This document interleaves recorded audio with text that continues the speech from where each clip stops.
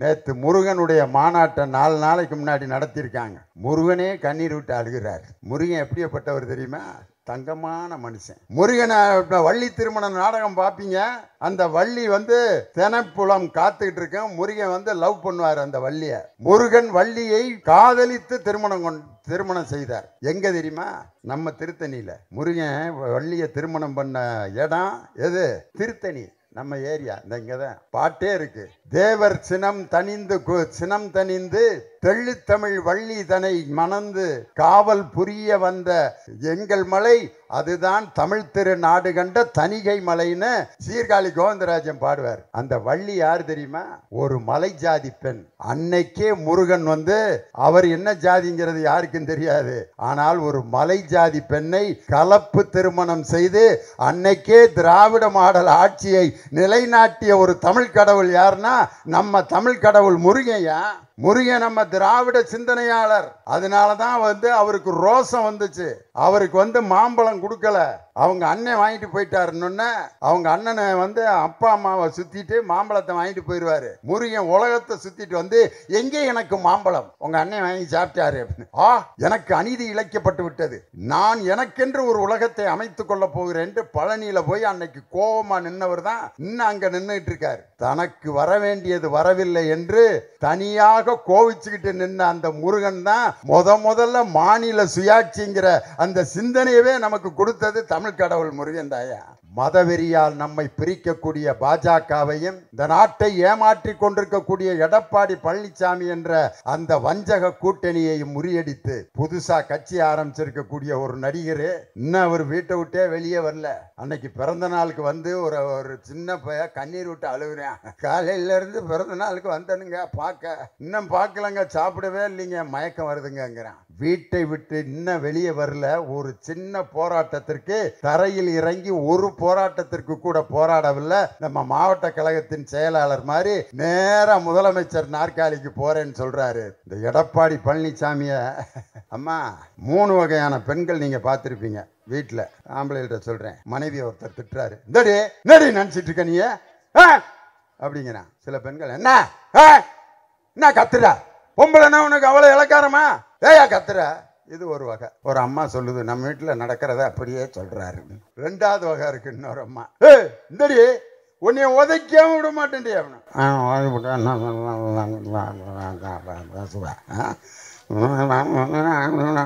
வாய்க்குள்ளேயே பேசிட்டே என்ன பேசுறாங்கன்னு கண்டே பிடிக்க முடியாது. இது 2வது வகை.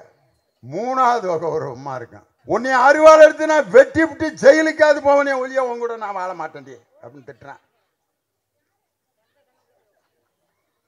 ஒரு பதிலும் சொல்ல, கொண்டு விட ஒன்னே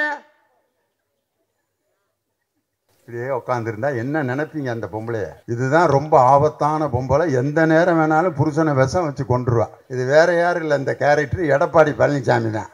ஏயா அமித்ஷா கூட்டணி ஆட்சி நடக்கும், எங்க தலைமையில தான் ஆட்சி நடக்கும் அப்படின்னு சொல்றாரு. கூட்டணி வச்சிருக்கவரு எடப்பாடி பழனிசாமி உடனே கிடையாது, என் தலைமையில தான் ஆட்சி நடக்கும் அப்படின்னு இதுவரைக்கும் சொல்றதுக்கு தைரியம் இல்ல.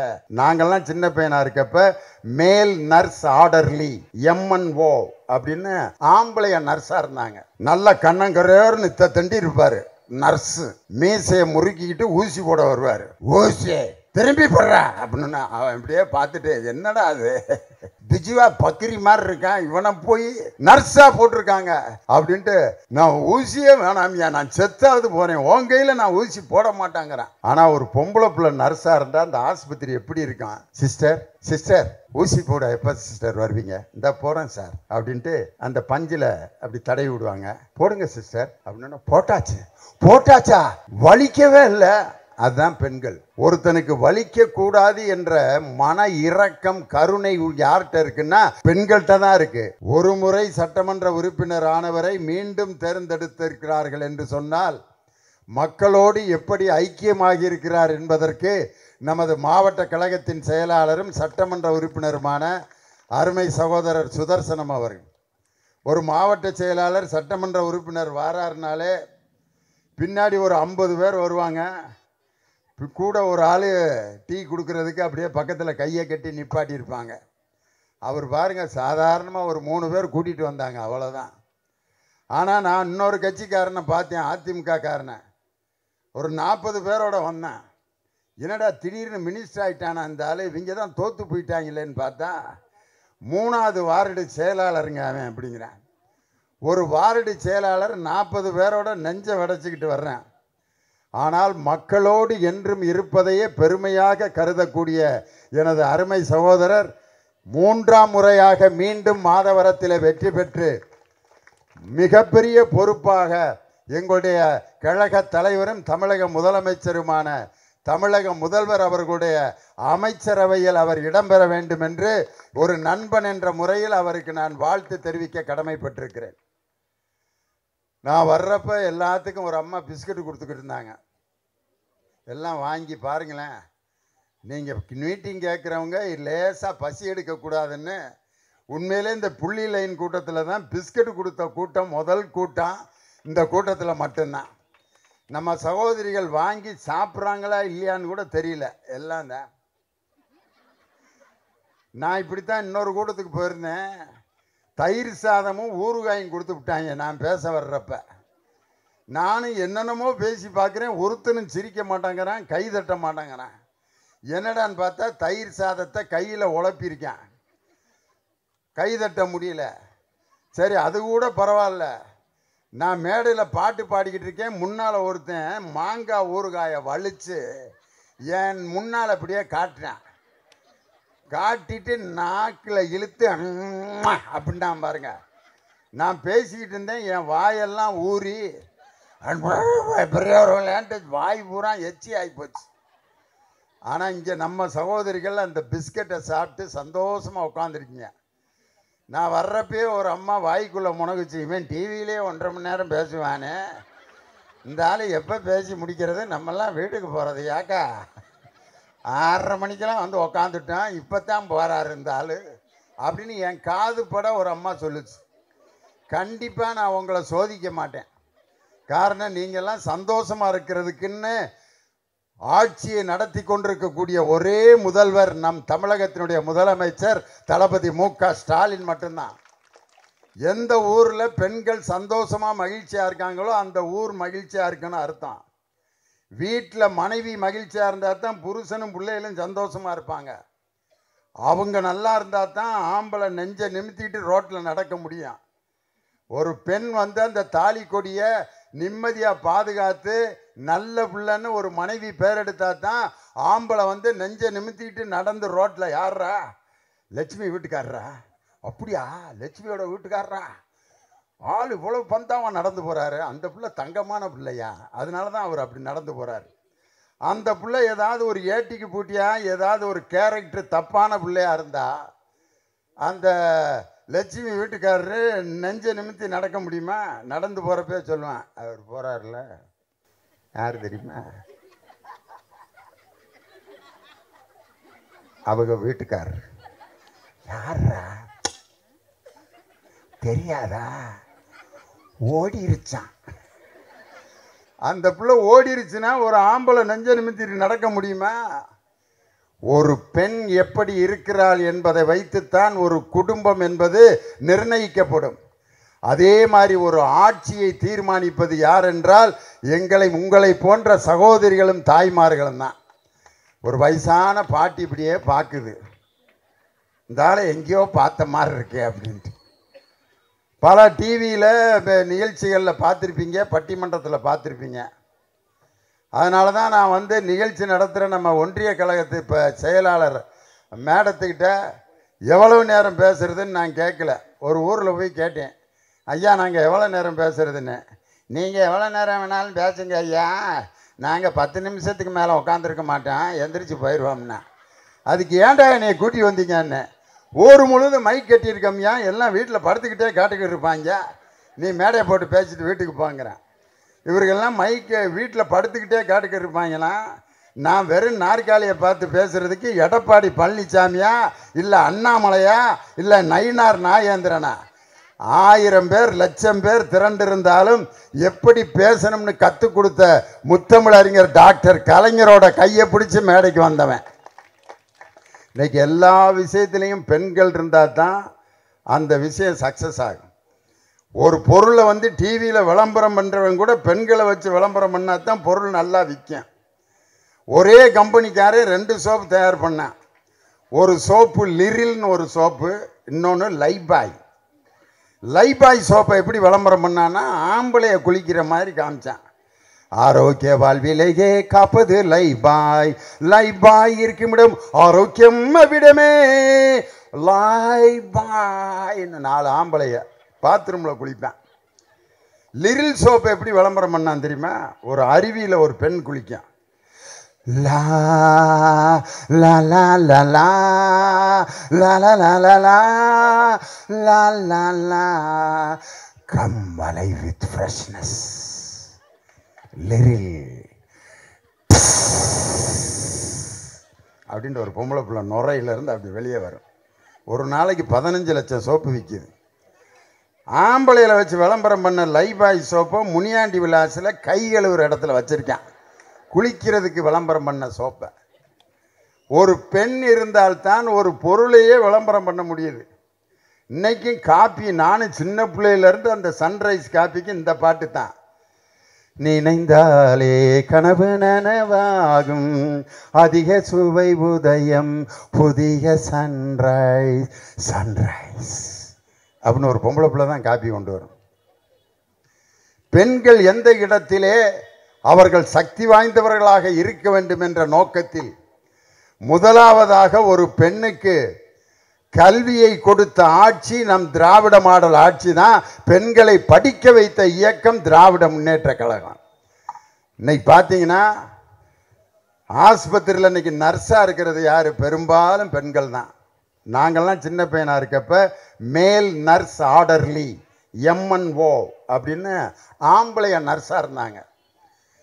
நல்ல கண்ணங்கரேர்னு தண்டி இருப்பார் நர்ஸு. மீசையை முறுக்கிக்கிட்டு ஊசி போட வருவார். ஊசி திரும்பி போடுறா அப்படின்னு அவன் இப்படியே பார்த்துட்டு, என்னடா அது பிஜுவா பக்கிரி மாதிரி இருக்கான், இவனை போய் நர்ஸாக போட்டிருக்காங்க அப்படின்ட்டு, நான் ஊசியே வேணாமியா, நான் செத்தாவது போகிறேன், உன் கையில் நான் ஊசி போட மாட்டாங்கிறேன். ஆனால் ஒரு பொம்பளை பிள்ளை நர்ஸாக இருந்தால் அந்த ஆஸ்பத்திரி எப்படி இருக்கான்? சிஸ்டர் சிஸ்டர் ஊசி போட எப்போ சிஸ்டர் வருவீங்க? இந்த போகிறேன் சார் அப்படின்ட்டு அந்த பஞ்சில் அப்படி தடவி விடுவாங்க. போடுங்க சிஸ்டர் அப்படின்னா போட்டாச்சு. போட்டாச்சா? வலிக்கவே இல்லை. அதுதான் பெண்கள்.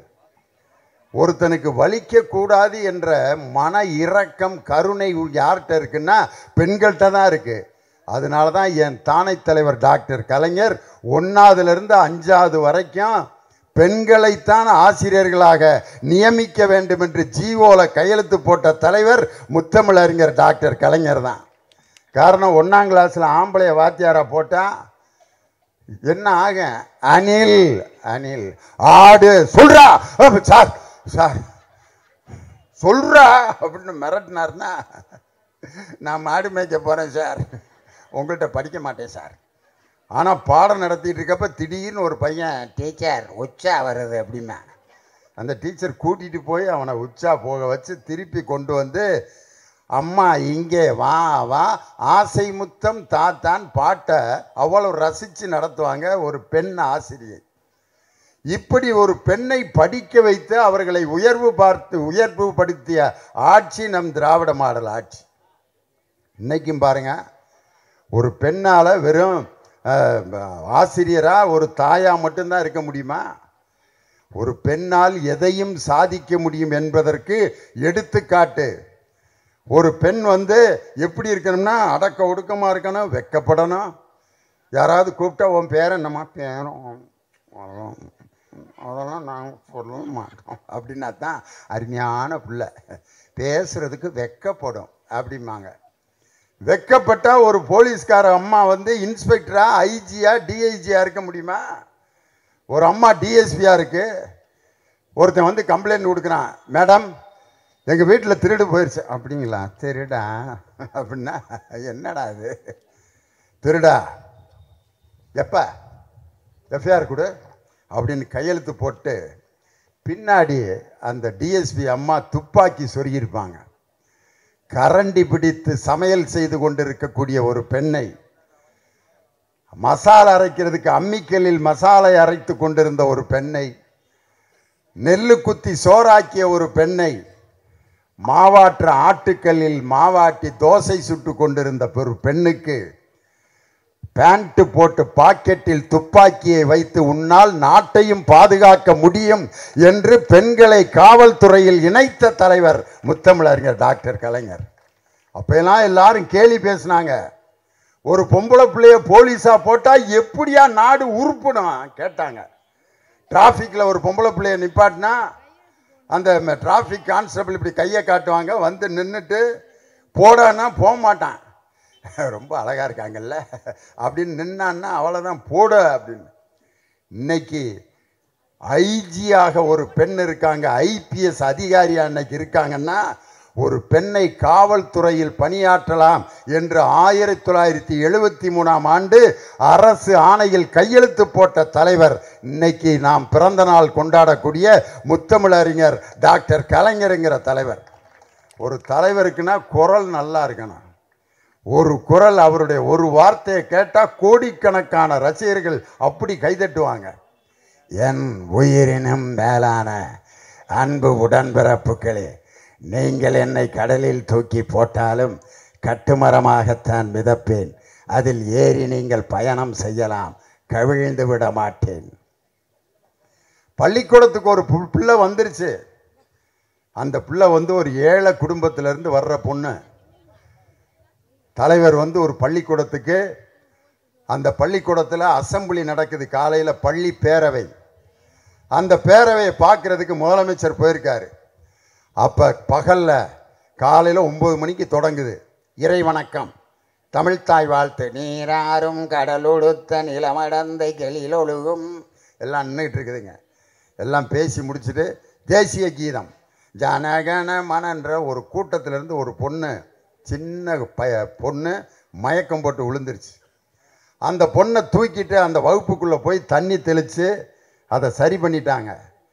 தலைவர் அந்த நிகழ்ச்சியில் முடிஞ்ச பிற்பாடு வீட்டுக்கு போன உடனே அந்த மயக்கம் போட்ட குழந்தை யாருங்கிறத தெரிஞ்சு அந்த குழந்தையை வரவழைத்து, ஏமா நீ பள்ளிக்கூடத்தில் பேரவையில் மயக்கம் போட்டேன்னு கேட்டோன்னே, காலையில் நான் சாப்பிடாம வந்தேன், எங்கள் அம்மா காய்கறி கடை வச்சுருக்கு, காலையில் 6 மணிக்கெலாம் கடைக்கு போயிடும், எங்கள் அப்பா காலையிலே தண்ணியை போட்டுருவார், எங்கன படுத்து கிடக்கிறாருன்னே தெரியாது, அந்த குடும்பத்திலேருந்து வாரையா, எங்கள் அம்மா காலையிலேயே போயிடுச்சு, பள்ளிக்கூடத்துக்கு வந்தேன் சாப்பிடாம, மத்தியானம் சத்துணவு வரைக்கும் நான் பாட்டுக்கு உட்காந்துருப்பேன், இன்னைக்கு என்னமோ ரொம்ப பசி எடுத்துருச்சு, வெயிலில் மயக்கம் போட்டு விழுந்தேன்னு சொன்ன உடனே ஒரே மாதத்தில் என் தலைவர் உடனே அங்கே இருக்கக்கூடிய நமது ஃபைனான்ஸ் டிபார்ட்மெண்ட், பொருளாதாரத்தினுடைய அதிகாரிகளை எல்லாம் அழைத்து காலையில் மாணவர்களுக்கு சிற்றுண்டி கொடுக்கணும், எவ்வளவு செலவாகும்னு கேட்டு ஒரே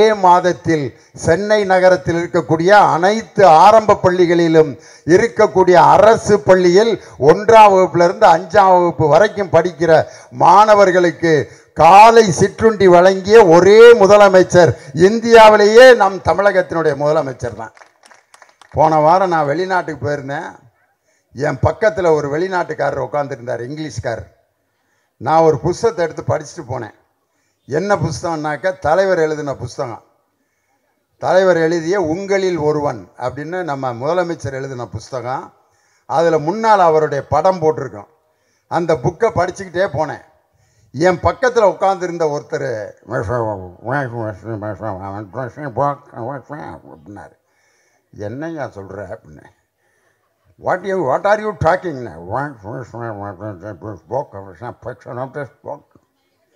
என்னடா ஒன்றும் புரியலன்னா திருப்பி ப்ளீஸ் டெல் மீ கிளியர்லி, கொஞ்சம் விளக்கமாக சொல்லுங்கன்னு.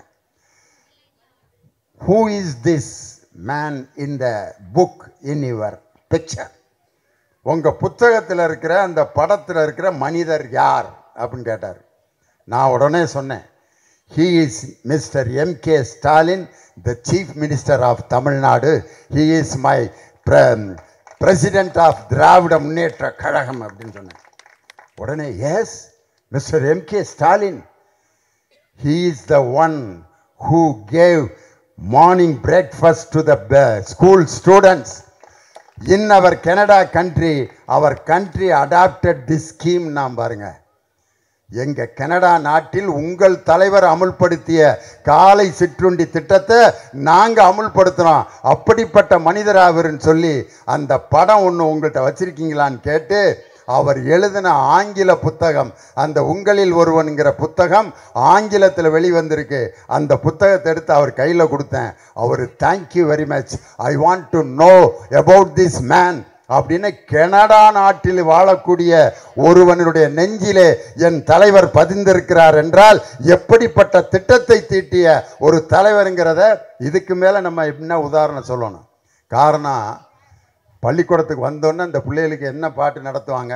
பசியோடு உட்காந்துருப்பான். தோசை அம்மா தோசை, அம்மா சுட்ட தோசை, அரிசி மாவு உளுந்த மாவு கலந்து சுட்ட தோசை, சொய் சொய் என்று நெய் ஊற்றி சுட்டெடுத்த தோசை. பசியோடு இருக்கவனுக்கு இத்தனை தோசையை சொன்னான் அவனுக்கு எப்படி இருக்கான்? இத்தனை தோசையும் சுட்டுவிட்டு எப்படி பிரிப்பாங்க தெரியுமா? அந்த பாட்டு நிறைய பேருக்கு தெரியும்.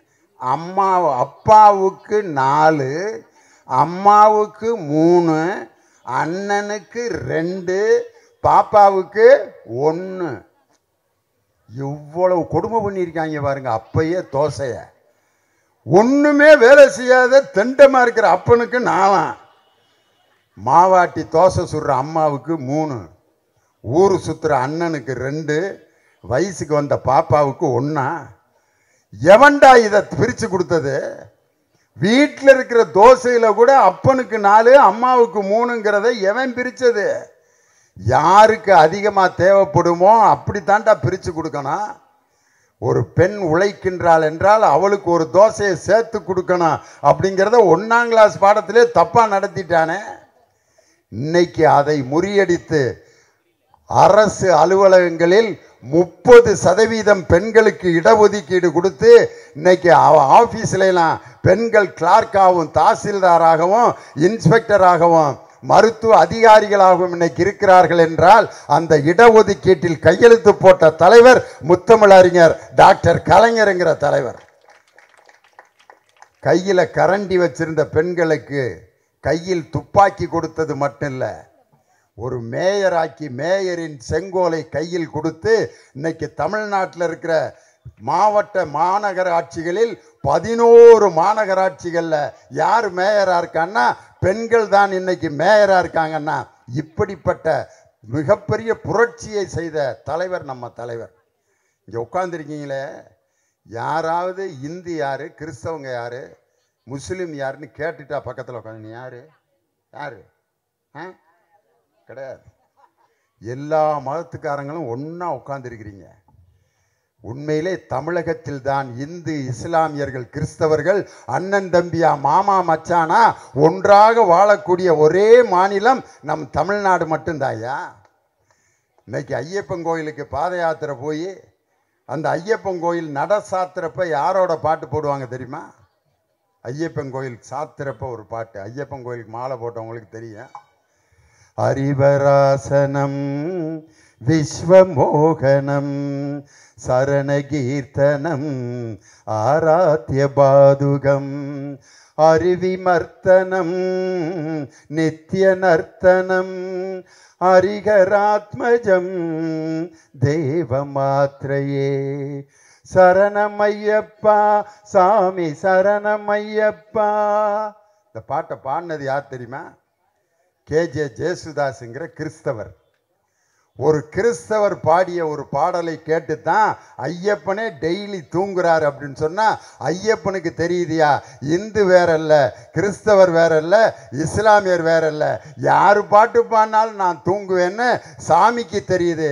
ஆனால் மதத்தை வைத்து நம்மை பிரிப்பதற்கு நேற்று முருகனுடைய மாநாட்டை 4 நாளைக்கு முன்னாடி நடத்தியிருக்காங்க. முருகனே கண்ணீர் விட்டு அழுகிறார். முருகன் எப்படிப்பட்டவர் தெரியுமா? தங்கமான மனுஷன். முருகனை வள்ளி திருமண நாடகம் பார்ப்பீங்க.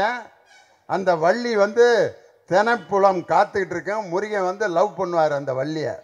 காயாத கானகத்தை நின்று லாபம் நற்காரிகையே மேகாதமான் மேகாதமான் மேகாதமான் சுலாபம் பூங்காவனமதில் நான் நுலாவும் கலைமானை நானே தேடி வந்தேனே புள்ளிமானே. மானை தேடி வந்த மாதிரி வள்ளியை தேடி போய் முருகன் வள்ளியை காதலித்து திருமணம் செய்தார். எங்க தெரியுமா? நம்ம திருத்தணியில். முருகன் வள்ளியை திருமணம் பண்ண இடம் எது? திருத்தணி, நம்ம ஏரியா. இந்த இங்கே தான் பாட்டே இருக்கு. தேவர் சினம் தணிந்து தெள்ளுத்தமிழ் வள்ளி தனை மணந்து காவல் புரிய வந்த எங்கள் மலை அதுதான் தமிழ் திரு நாடு கண்ட தணிகை மலைன்னு சீர்காழி கோவிந்தராஜன் பாடுவார்.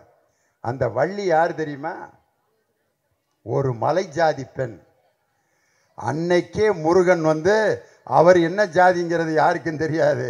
ஆனால் ஒரு மலை ஜாதி பெண்ணை கலப்பு திருமணம் செய்து அன்னைக்கே திராவிட மாடல் ஆட்சியை நிலைநாட்டிய ஒரு தமிழ் கடவுள் யாருன்னா நம்ம தமிழ் கடவுள் முருகையா. அன்னைக்கே கலப்பு திருமணம் பண்ணியிருக்கார். முருகன் நம்பாலா இல்லையா? முருகன் உண்மையில நம்ம திமுகவோட மெம்பர். அன்னைக்கு நான் சொல்றேன், இல்லாட்டி அவர் கலப்பு திருமணம் பண்ணியிருப்பாரா? முருகன் நம்ம திராவிட சிந்தனையாளர். அதனால தான் அவருக்கு ரோசம் வந்துச்சு. அவருக்கு மாம்பழம் கொடுக்கல. அவங்க அண்ணன் வாங்கிட்டு போயிட்டாருன்னு அவங்க அண்ணனை அப்பா அம்மாவை சுற்றிட்டு மாம்பழத்தை வாங்கிட்டு போயிடுவார். முருகன் உலகத்தை சுற்றிட்டு எங்கே எனக்கு மாம்பழம், உங்கள் அண்ணன் வாங்கி சாப்பிட்டாரு அப்படின்னு. எனக்கு அநீதி இழைக்கப்பட்டு விட்டது, நான் எனக்கென்று ஒரு உலகத்தை அமைத்து கொள்ள போகிறேன் என்று பழனியில் போய் அன்னைக்கு கோபமாக நின்னவர் தான் இன்னும் அங்கே நின்றுட்டு இருக்கார். தனக்கு வர வேண்டியது வரவில்லை என்று தனியாக கோவிச்சுக்கிட்டு நின்ன அந்த முருகன் தான் முதல்ல மாநில சுயாட்சிங்கிற அந்த சிந்தனையவே நமக்கு கொடுத்தது தமிழ் கடவுள் முருகன் தாயா. இன்னைக்கு நம்ம தலைவர் சொல்றாரு, I am always out of control of central government. மத்திய அரசுக்கு அடிபணிந்து அடிமையாக இருப்பவன் இந்த ஸ்டாலின் அல்ல என்று சொல்கிறார்னா, முருகன் கற்றுக் கொடுத்த அந்த பாணியை இன்று கடைபிடித்து மாநில சுயாட்சி என்ற அண்ணாவின் கொள்கையை இன்று வரை காப்பாற்றி கொண்டிருக்கக்கூடிய மானமுள்ள ரோசமுள்ள பகுத்தறிவுள்ள ஒரு தலைவர் நம் தமிழக முதல்வர் தளபதி மு.க. ஸ்டாலின் தான். ஆனால் இந்த எடப்பாடி பழனிசாமியை அம்மா 3 வகையான பெண்கள் நீங்கள் பார்த்துருப்பீங்க வீட்டில். ஆம்பளைகிட்ட சொல்கிறேன், மனைவி ஒருத்தர் திட்டுறாரு, இந்தடி என்னடி நினச்சிட்டு இருக்க நீ அப்படிங்கிறான். சில பெண்கள் என்ன கத்துற, பொம்பளைன்னா உனக்கு அவ்வளோ இலக்காரமா, ஏயா கத்துற. இது ஒரு வகை. ஒரு அம்மா சொல்லுது, நம்ம வீட்டில் நடக்கிறத அப்படியே சொல்கிறாரு. 2வது வகை இருக்கு. இன்னொரு அம்மா, இந்தடி உன்னைய உதைக்காம விட மாட்டேன்டி அப்படின்னு.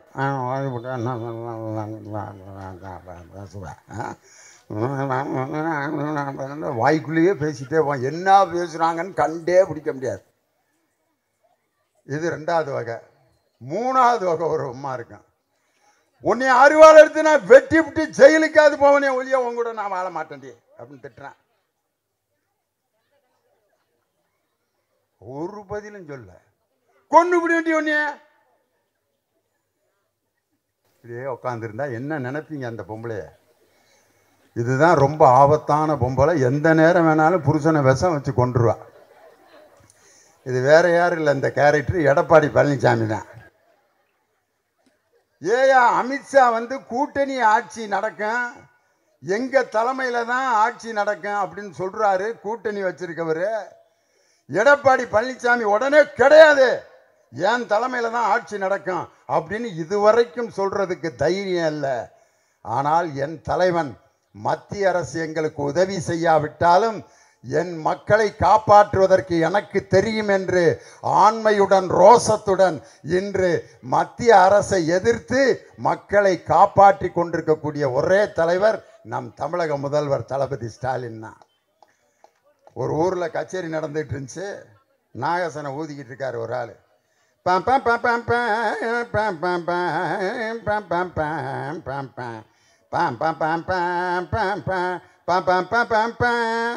ஊதிக்கிட்டு இருக்காரு. பக்கத்தில் ஒரு ஆள்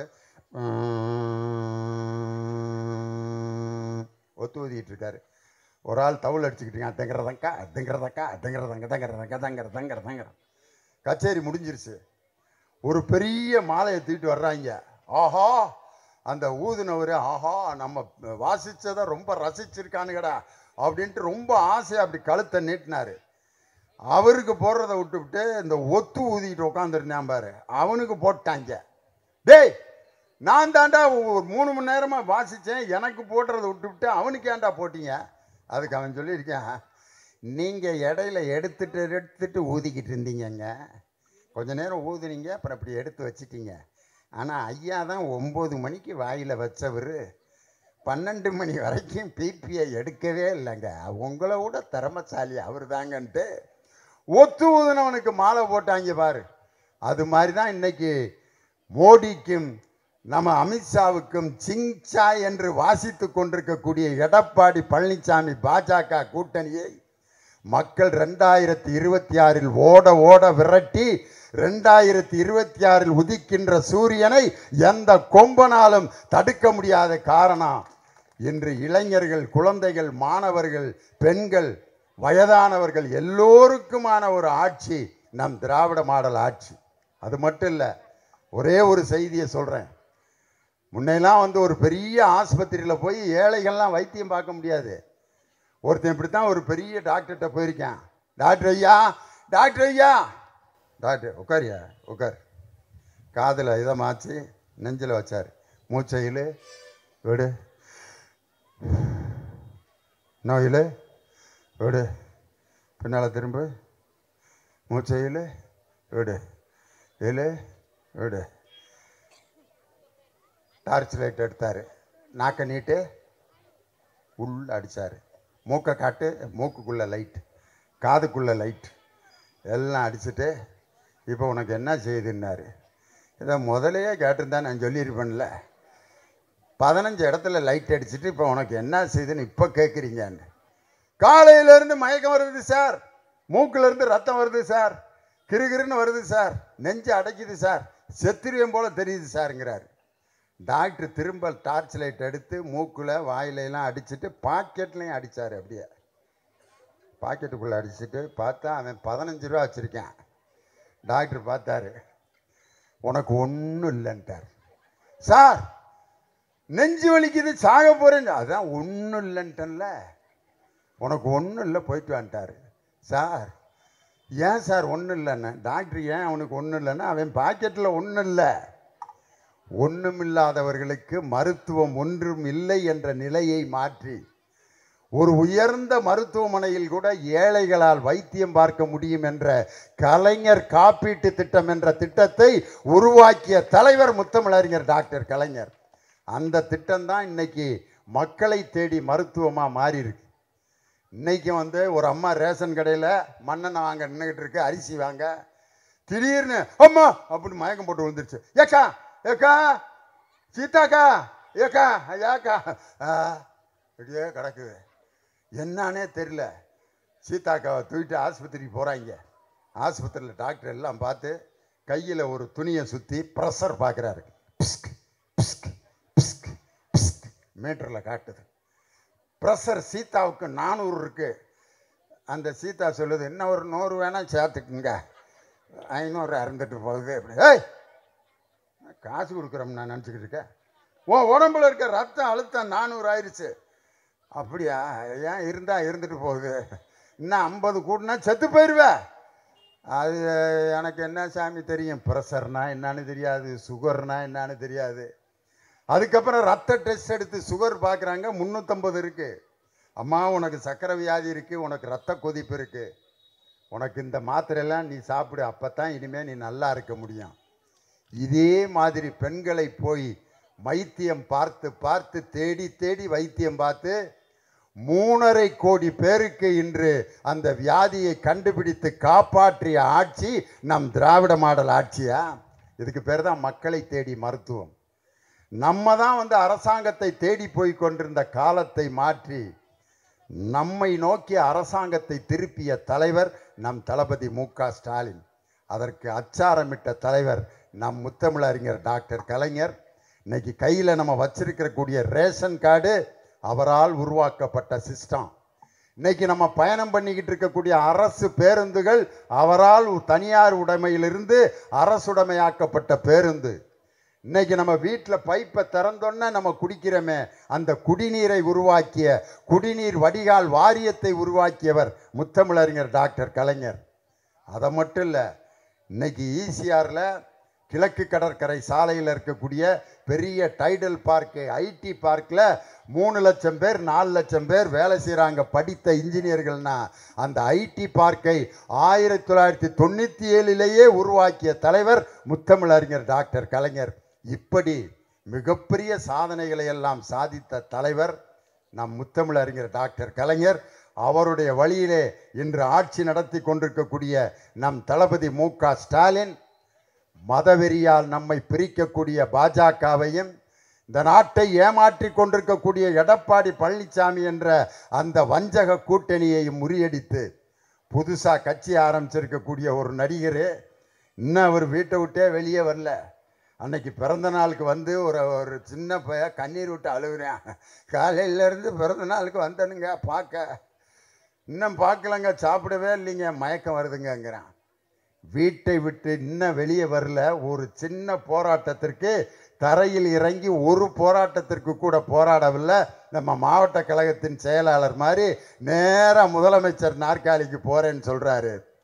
இன்னைக்கு நான் சொல்கிறேன், அவர்களெல்லாம் இருக்கிற இடம் தெரியாமல் நெருப்போடு போர் தொடுக்க வந்த வெட்டில் பூச்சிகளாக சிதறி போய் விடுவார்கள்.